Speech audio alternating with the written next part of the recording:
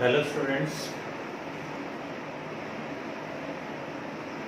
आज हम लोग 10th का पहला वीडियो लेक्चर ये मेरा है और हम लोग आज 10th क्लास के सिलेबस को पढ़ेंगे।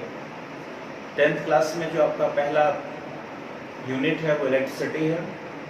उसके बाद हम लोग सेकेंड यूनिट पे चलेंगे, magnetic effect of electric current, और फिर लाइट है।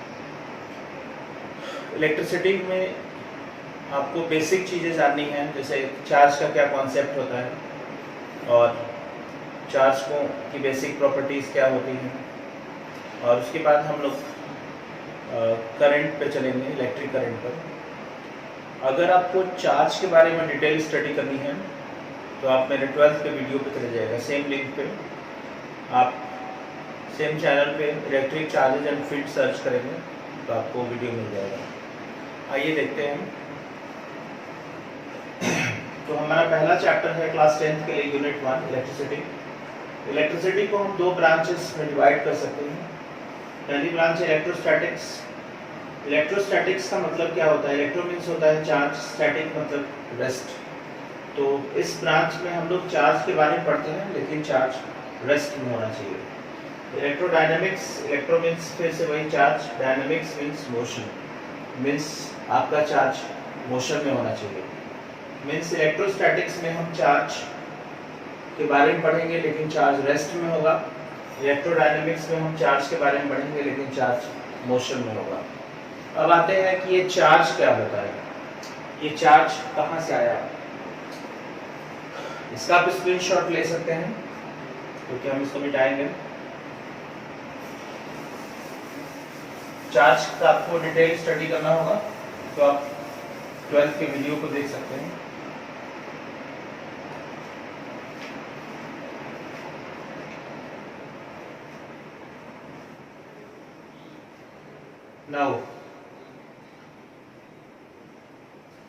Now our topic is what is charge.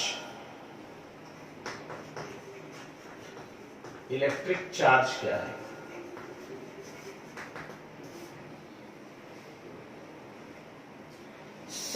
DC में एक साइंटिस्ट थे जिनका नाम था थेल्स।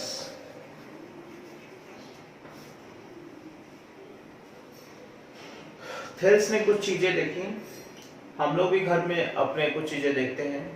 जैसे अगर हम लोग कंघी से बालों को रगड़ देते हैं तो ये कागज के छोटे छोटे टुकड़ों को अट्रैक्ट करने लगता है। प्लास्टिक की चेयर होती है, आप बैठे रहते हैं और आपकी स्किन टच करती है तो आपको करंट जैसा महसूस होता है। थेल्स ने भी कुछ चीजें देखी। थेल्स ने क्या देखा कि उन्होंने एक सिल्क का कपड़ा लिया और इसको इन्होंने ग्लास रॉड से रब कर दिया।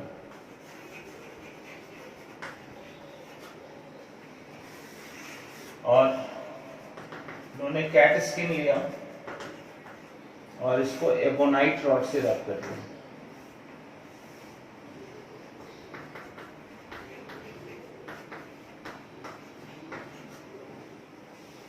सिल्क के कपड़े को ग्लास रॉड से रब कर दिया इन्होंने और कैट स्किन को एबोनाइट रॉड से रब कर दिया। रब करने के बाद जब दोनों रॉड को ये पास ले गए तो दोनों रॉड आपस में चिपक गए। थेल्स को ये बात समझ में नहीं आ रही थी कि आखिर में ये रॉड चिपक क्यों जा रहे हैं, तो उन्होंने फिर दूसरा एक्सपेरिमेंट किया। उन्होंने दो ग्लास रॉड लिए और दोनों को सिल्क क्लॉथ से रगड़ दिया। फिर दोनों ग्लास रॉड को ये अपने पास ले गए तो ये दोनों रिपल्शन करने लगे। उसके बाद इन्होंने दो एबोनाइट रॉड लिए, फिर दोनों को कैट स्किन से रब किया तो देख रहे थे कि ये एबोनाइट रॉड भी रिपल्शन कर रहे हैं। तब इन्होंने देखा कि इसका मतलब कि जो अपोजिट नेचर के ये दो बॉडीज हैं तो ये अट्रैक्ट कर रहा है, लेकिन सेम नेचर का आ रहा है तो ये रिपल्शन कर रहा है। तो इनको पता नहीं था कि ये चार्ज मैंने डिस्कवर किया है। तो ये बातें इन्होंने फ्रैंकलिन को बताई और फ्रैंकलिन चूंकि चार्ज पे स्टडी कर रहा था तो उसने बताया कि ये आपने चार्ज की डिस्कवरी की है। तो इस तरह से चार्ज का जो कंसेप्ट है वो फ्रैंकलिन ने दिया। अब क्वेश्चन ये उठता है कि चार्ज कहां से आया। तो आपने देखा कि जब हम सिल्क को ग्लास रॉड से रब करते हैं तो सिल्क पे पॉजिटिव चार्ज आता है और जितने यहाँ पॉजिटिव आते हैं उतने ही यहाँ नेगेटिव चार्जेस भी आते हैं। दूसरी तरफ एबोनाइट पर नेगेटिव चार्ज आता है और जितने यहाँ नेगेटिव चार्ज उतने यहाँ पॉजिटिव चार्ज। दिमाग में क्वेश्चन ये आता है कि आखिर में ये चार्ज डेवलप क्यों हुआ। तो उसका रीजन है कि जब आपने सिल्क को ग्लास रॉड से रब किया है, जैसे अपने हाथों को हम लोग रब करते हैं तो गर्म हो जाता है हाथ, वैसे ही ये रबिंग के कारण ये ग्लास रॉड जब गर्म हुआ होगा, हीट हुआ होगा, तो उसको एक एनर्जी मिलती है जिसको हम लोग आयनाइजेशन पोटेंशियल कहते हैं या आयनाइजेशन एनर्जी कहते हैं। This is the amount of energy required to remove an electron from isolated gaseous atom. और इसकी वजह से चूंकि ग्लास रॉड का लो आईपी होगा, आयनाइजेशन पोटेंशियल लो होगा, तो इसने इलेक्ट्रॉन लूज कर दिया है और सिल्क ने उसको गेन कर लिया है। उसी तरह से यहाँ कैट स्किन का आयनाइजेशन पोटेंशियल कम होगा तो इसने लूज किया है और एबोनाइट ने उसको गेन कर लिया है। इसका मतलब कि जितने इलेक्ट्रॉन ट्रांसफर होते हैं उसी कारण चार्ज डेवलप होता है और चार्ज डेवलप होने की वजह से इसमें फोर्स लग रहा है। तो इसका मतलब कि चार्ज एक इंट्रिंसिक प्रॉपर्टी होती है जिसकी वजह से कोई भी बॉडी इलेक्ट्रोस्टैटिक फोर्स या इलेक्ट्रोमैग्नेटिक फिनोमेना को फील करती है, महसूस करती है। बहुत सारे बच्चे कंफ्यूज रहते हैं कि इंट्रिंसिक का मतलब क्या होता है। इंट्रिंसिक का मतलब होता है फंडामेंटल या फिर उसको आंतरिक भी कहते हैं, जो उसका मूल, जो अब मूलभूत जो प्रॉपर्टी होती है उसको इंट्रिंसिक कहते हैं। So charge is the intrinsic property of the matter due to which it feels or it experience the electromagnetic phenomena. Mathematically, the number of electrons transferred from one body to another body is called charge. That's why we can write Q is equal to plus minus Ne. इसलिए हम लोग Q is equal to plus minus Ne लिख सकते हैं। Now what is N? This is the number of electrons transferred.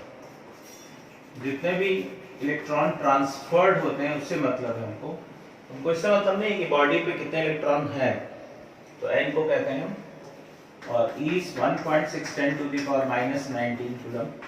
This is the charge of electron. ये आपका charge of electron है। Clear? This is the concept of charge. You just take the screenshot.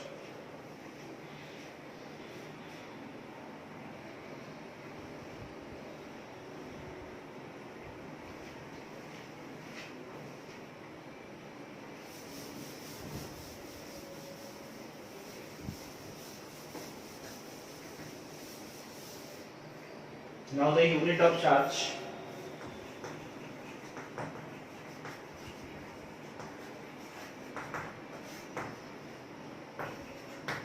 In MKS or SI system.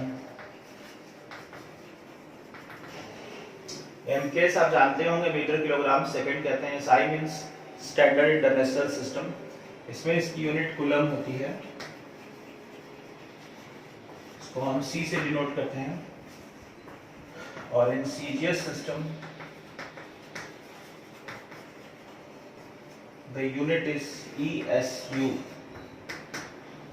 Electrostatic unit इसको कहते हैं, या फिर इसको हम लोग स्टैट कूलम भी कहते हैं। This is called stat coulomb. Clear? Now the properties of charges. So basic properties of charges.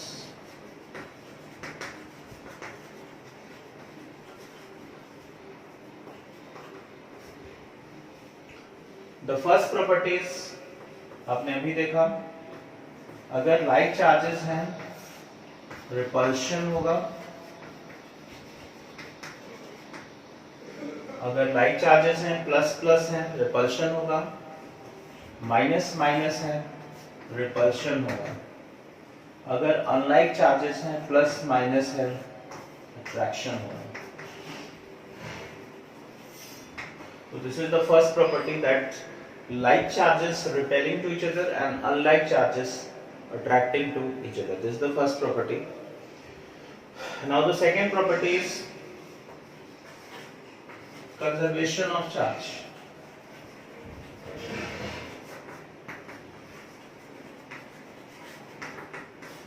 Second property is conservation of charge. जैसा कि आपने अभी देखा कि हम लोगों ने जब हम सेल को ग्लास रॉड से रब किए थे,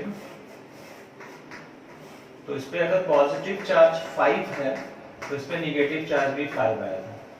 इसका मतलब कि चार्ज कंजर्व होता है, चार्ज को केवल आप ट्रांसफर कर सकते हैं, उसको डिस्ट्रॉय नहीं कर सकते हैं। इसी को कंजर्वेशन कहते हैं। That charge can be transferred from one body to other body, it can not be destroyed. This is called conservation of charge. That charge can neither be created nor be destroyed. It can only be transferred. This is called conservation of charge. जो next property होती है उसको हम लोग कहते हैं additivity. ये आपके सिलेबस में नहीं है, additivity of charges 12th में है, लेकिन आपको हम थोड़ा सा बता दे रहे हैं नॉलेज के लिए।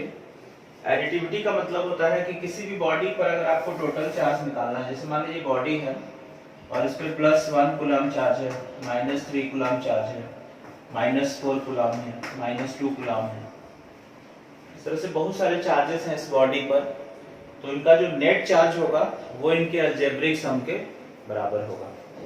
तो हम यहाँ से इसका टोटल चार्ज निकाल सकते हैं, +1 -3 -4 -2। आपको इससे मतलब नहीं है कि इसमें प्लस माइनस कितने हैं, यहाँ तो 3 माइनस है, एक ही प्लस है, तो उससे कोई मतलब नहीं। आप अलजेब्रिक सम लेंगे, साइन के साथ इसको ऐड कर देंगे। Now this becomes -7 -9 + 1, this is -8। So answer is -8 coulomb. This is called additivity. इसको एडिटिविटी कहते हैं। ये चार्ज की तीसरी प्रॉपर्टी हो गई। और एक और प्रॉपर्टी होती है जिसको हम लोग क्वांटाइजेशन कहते हैं, this is the fourth property, quantization. Quantization का मतलब होता है, जो आपको अभी मैंने बताया, Q = Ne। तो ये जो नंबर ऑफ इलेक्ट्रॉन ट्रांसफर होंगे बॉडी से, ये कभी भी फ्रैक्शन में नहीं हो सकते हैं, ये हमेशा इंटीग्रल मल्टीपल होंगे। मींस आपका इंटीजर होगा ये n। इसका मतलब कि जो चार्ज ट्रांसफर हो रहा है यहाँ से, वो कभी भी फ्रैक्शन में ट्रांसफर नहीं होगा। 1 हो सकता है इलेक्ट्रॉन, 2 हो सकता है, 10 हो सकता है, लेकिन 1/2 नहीं होगा, 1/4 नहीं होगा फ्रैक्शन में। इसी को क्वांटाइजेशन कहते हैं। तो ये चार्ज की बेसिक प्रॉपर्टी है। आपको अगर डिटेल में स्टडी करना होगा चार्ज का, तो आप 12th के वीडियो लेक्चर पे जाइएगा, इलेक्ट्रिक चार्जेस एंड फील्ड पर, पहला वीडियो लेक्चर देखिए, उसमें आपको डिटेल स्टडी मिलेगी। ठीक है, now take the screenshot.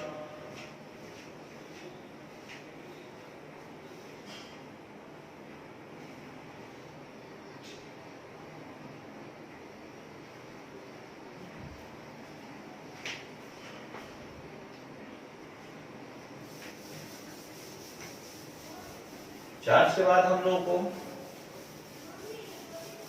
Electric field का कॉन्सेप्ट पढ़ना है, लेकिन उससे पहले मैं आपको इलेक्ट्रिसिटी में जो कंपोनेंट्स यूज होते हैं उसके बारे में बताएंगे, क्योंकि वो आपको जानना है। सो कंपोनेंट्स ऑफ इलेक्ट्रिक सर्किट्स। वैसे आपके बुक में ये बाद में देता है, लेकिन इसको पहले जानना चाहिए, क्योंकि आप सेल बनाएंगे और आपको पता ही नहीं कि सेल क्या होता है, तो फिर आपको क्या समझ में आएगा। तो पहला चीज है सेल। सेल का सिंबल हम लोग हमेशा ऐसे बनाएंगे। जो बड़ी लाइन होती है ये प्लस को दिखाती है, छोटी लाइन माइनस को दिखाती है। इसको सेल कहते हैं। सेल आप जानते ही हैं, एनर्जी सोर्स है जो सर्किट को एनर्जी सप्लाई करेगा। सेकंड जो आपका है बैटरी। कॉम्बिनेशन ऑफ सेल को हम बैटरी कहते हैं। जैसे ये यहाँ पे आपके 3 सेल्स जुड़े हुए हैं, दिस इज कॉल्ड बैटरी, इसको बैटरी कहते हैं। क्लियर?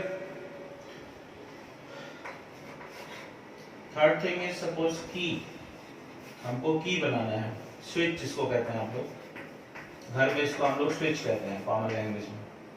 तो स्विच आपके इस तरह से बनते हैं। ये अगर आपके पास यहाँ पे इस तरह से है तो इसको ओपन की कहते हैं, इसको ऑफ कहते हैं।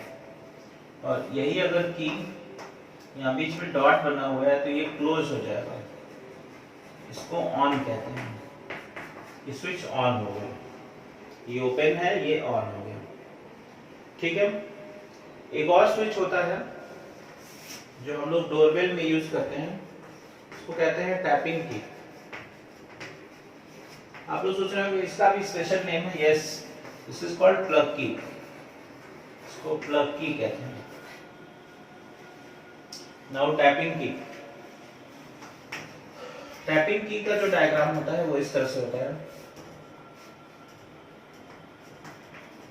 ये जब तक आप इसको प्रेस करेंगे तभी तक करंट जाएगी, उसके बाद करंट बंद हो जाती है। उसके बाद एमीटर, अगर सर्किट में आपको करंट मेजर करना होगा तो ये एमीटर का सिंबल है, आप इस तरह से बना सकते हैं। Ammeter is always connected in series. ये आपका वोल्ट मीटर है पोटेंशियल डिफरेंस के लिए, इसको पैरेलल में कनेक्ट करते हैं। ये वोल्ट मीटर है। एक रियोस्टेट होता है, एक रियोस्टेट आपका नया टर्म आएगा।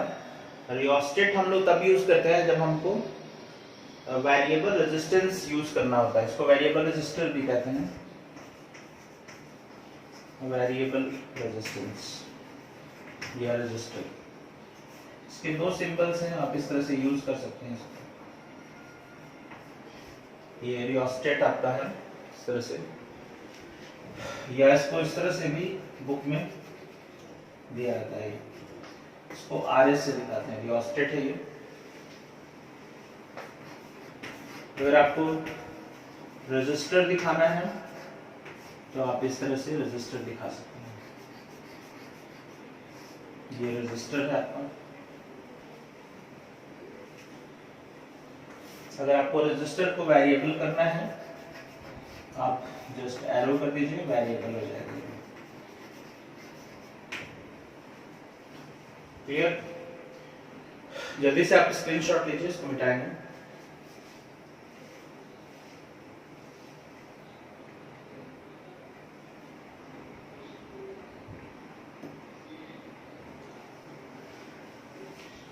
एक 2 सिंबल और देख लीजिए।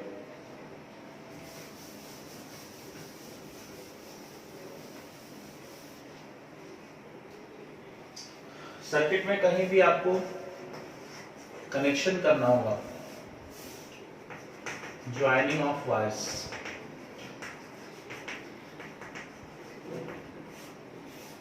तो इस तरह से आप ज्वाइन दिखा सकते हैं। ये आपको नेक्स्ट बताने जा रहे हैं क्रॉसिंग विदाउट ज्वाइनिंग।